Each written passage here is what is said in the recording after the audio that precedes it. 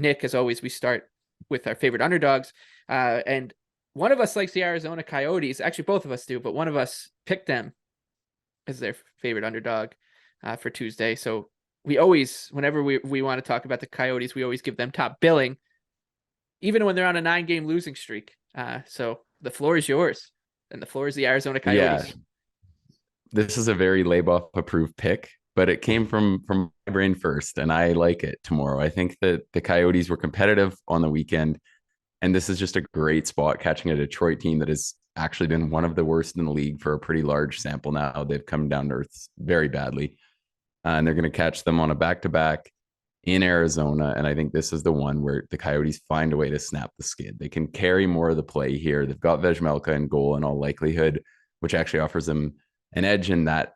And yeah, I just think this number is going to be too long for a game where I fully expect Arizona to control more of the play and find a way to win this game. Yeah, the Coyotes are plus 110 right now at home. Like we said, the Red Wings are on. They're playing Monday night, so they'll be traveling to Mullet Arena. They're in Colorado on Monday night, so then or Monday afternoon, then they travel down to Arizona. They'll be likely playing their backup with Husso getting the nod in Colorado against Vizmelka, who is his name's in the rumor mill again. Interesting showcase start here. And I think the Coyotes, they've lost 9 in a row. Like you said, they've started to trend up a little bit in those losses. We know what this team is. We know that they're one of the worst teams in the league.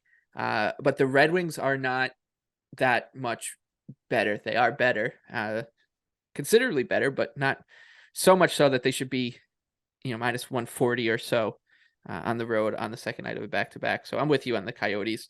We'll start there. My favorite underdog is Florida. They're plus 140 in Toronto. Florida's playing on Monday afternoon. They have a 1:00 start in Buffalo. They are currently leading the Sabres 2-0 into the third period. So then they make the short trip over the border to Toronto. I think this is a good spot to not only fade the Toronto Maple Leafs, but I also want to bring up a point. This is something from last year too. I know the Leafs didn't truly slow down all that much.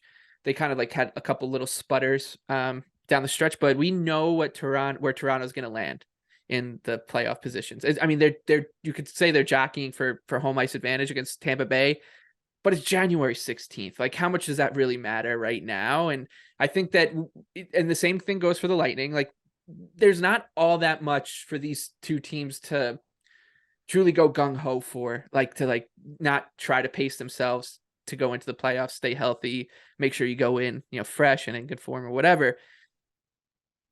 So I just think there's going to be some spots where they might fall flat, and this might be one with the Panthers team that's going to be playing desperate hockey. They're building a little bit of momentum, or trying to at least to get back into the playoff race. They're playing better, and the Leafs 5-on-5 numbers have dipped a little bit. This is a team that usually controls play at an elite level at 5-on-5, and I believe at the last 10 games, it's kind of come down to I want to say mediocre levels, but good levels. They're still above 50%, but they're 5-4-1 over the last 10. They're not getting great goaltending like every night like they were throughout the start, and they're only 52% in terms of shot share. They're bang average 50% in terms of or an even goal differential of 5-on-5. Their expected goal rate is still pretty good, but the high danger rate is only at 51.8. So these are a little bit of a step back. These numbers for Toronto.